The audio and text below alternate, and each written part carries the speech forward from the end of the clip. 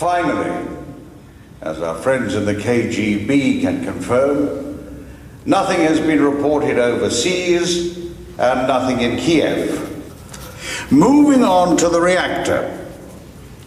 Deputy Minister of Energy Shasharin ordered an inspection. It's completely destroyed. Ordered an inspection and can confirm that it is in fact damaged. But we suggest that it be left to burn off. Did anyone hear what Gennady just said? Look, being destroyed. Comrade Legasov, you will have your chance to speak later. I'm sorry, Boris, but it seems there's almost no one in this room who understands what this means. It's on fire. The graphite moderator, which in itself is just unbelievably radioactive, and what's left of the fuel core are on fire. Now, that's about 2,500 tons of carbon, which, burning at 1 ton an hour, will burn roughly for 3 months. And every day that it burns, it will send into the atmosphere more radiation than has ever been released in all the nuclear accidents that have ever happened anywhere in the world, all put together. Every day, for 3 months.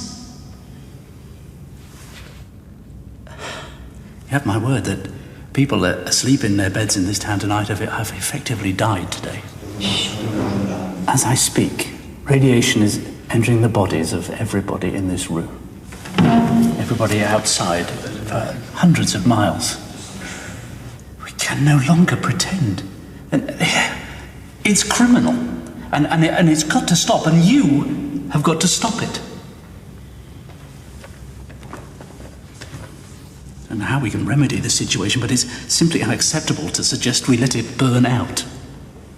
Burn off. Then we must quickly and quietly find a remedy and put it out.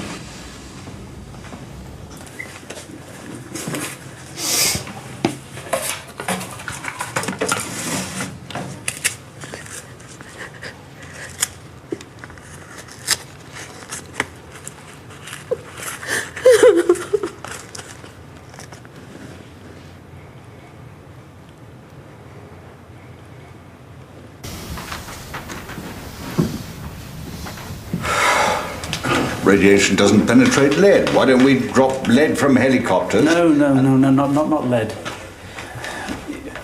You've got to be careful with this thing.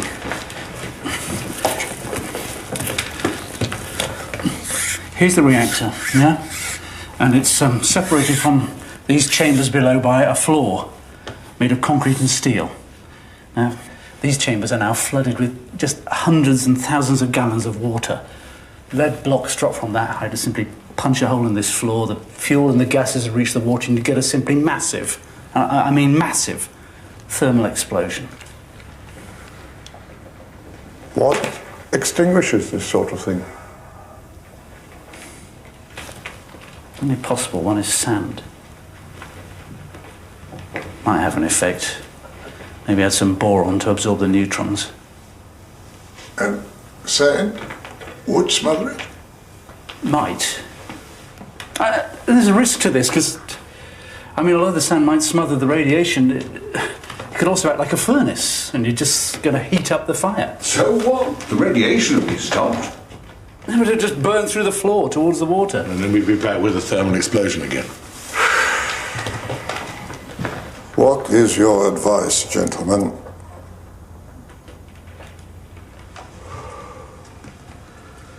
Sand. But we're going to have to watch the temperature like a hawk. Helicopters, hundreds of them. Notify the Air Force. Boris, what about the local population? What about Pripyat? First thing in the morning, evacuate.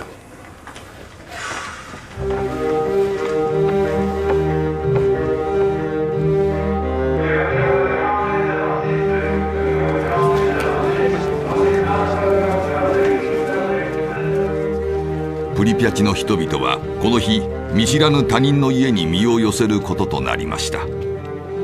大人も子供も髪の毛や服や体に放射能の塵をつけたままバスへと乗り込んだのです。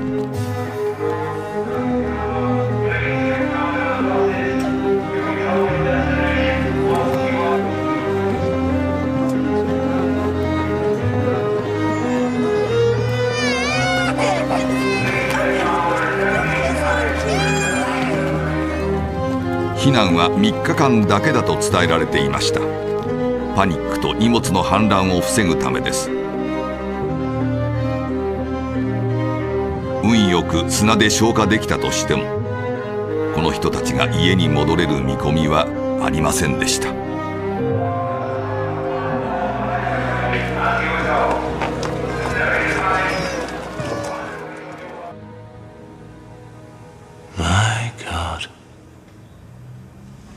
I estimate we'll need to drop about 5,000 tons. The riverbanks here are almost pure sand. Seems we have no other hope.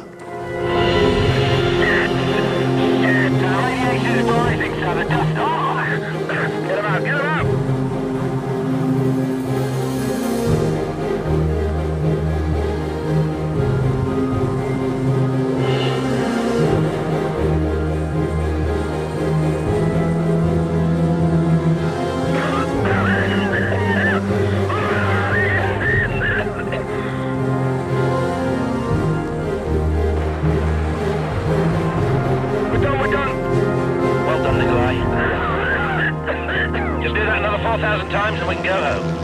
Next one up. Stand by Alpha 256. Is your sand working, Valerie? We don't know. We'll find out tomorrow.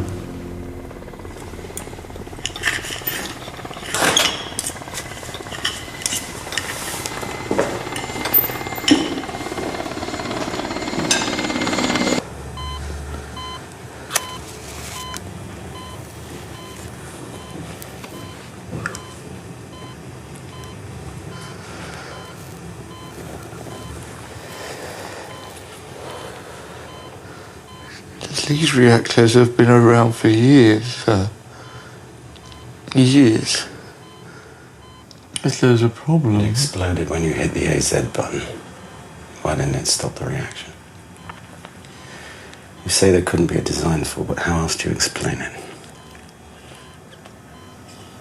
They'd know. And if they knew, they'd tell us. The protocol would say. Maybe. Do you think we'll get the blame for this? You and me? Yeah, I do.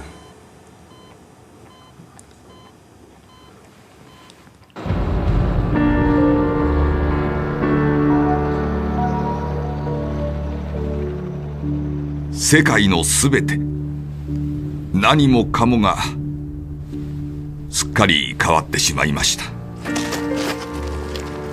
街はまるで廃墟のようになり、置き去りにされた犬たちは凶暴な野犬と化しました。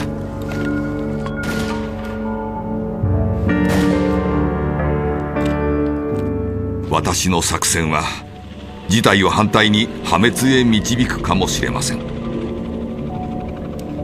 この惨事を招いた責任の所在さえも私には分からなくなっていました。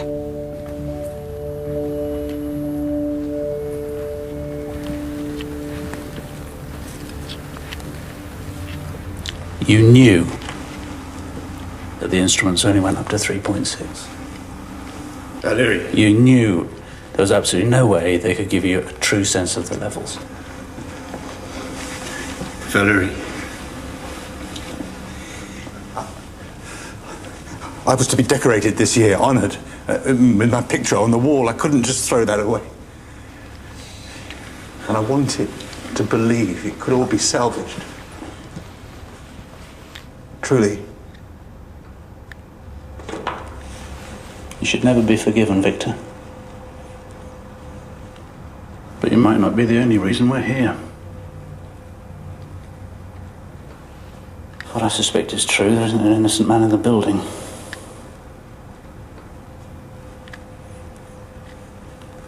I think this is going to catch up with us all.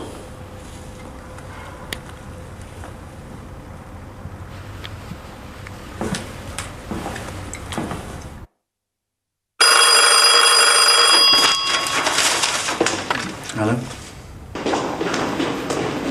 Boris, we've got the temperature readings through from the chemical boys. We have our own problems, Valeri. The Swedish have just reported radiation in their atmosphere. Fire temperature is not falling.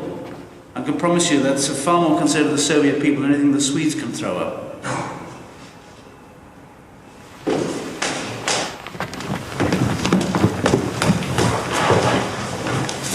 You remember the furnace effect on the floor beneath the reactor? Well, as far as we can work out, the fire has already burned halfway through this floor towards the water. When the temperature reaches 2,900 degrees, the uranium dioxide will melt and either burn or run its way through to hit the water. The thermal explosion. It would be enormous. Far greater than anything we've seen. It will level 200 square kilometers. It'll also totally vaporize the fuel in the other 3 reactors. Most of Kiev would perish, and the Dnieper and Pripyat rivers, which supply, 30 million people with water, massively irradiated. Northern Ukraine and most of Belarusia would be uninhabitable for anything up to a century.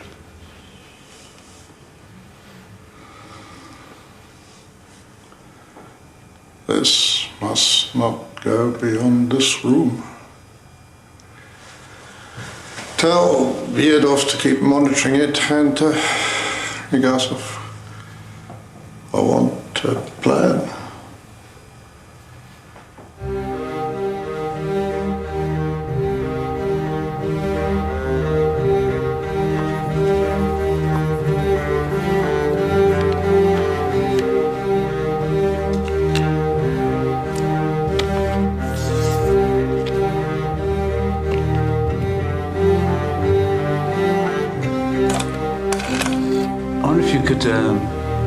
Find a couple of wetsuits, as thick as possible. Just keep them on standby until we need them.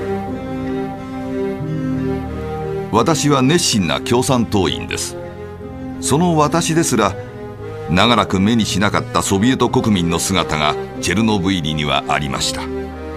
誰もが文句一つ言わずキビキビと働いていたのです。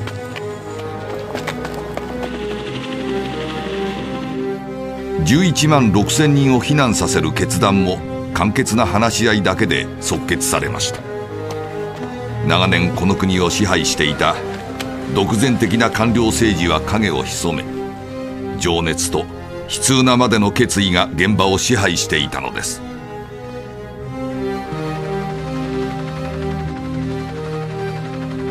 我々政府委員会は極めて危険な作業の時に命何個分という数え方でその作業を遂行するかしないか検討するようになっていました。ミスを犯してはならない、命を無駄にさせてはならないという責任が重くのしかかってきます。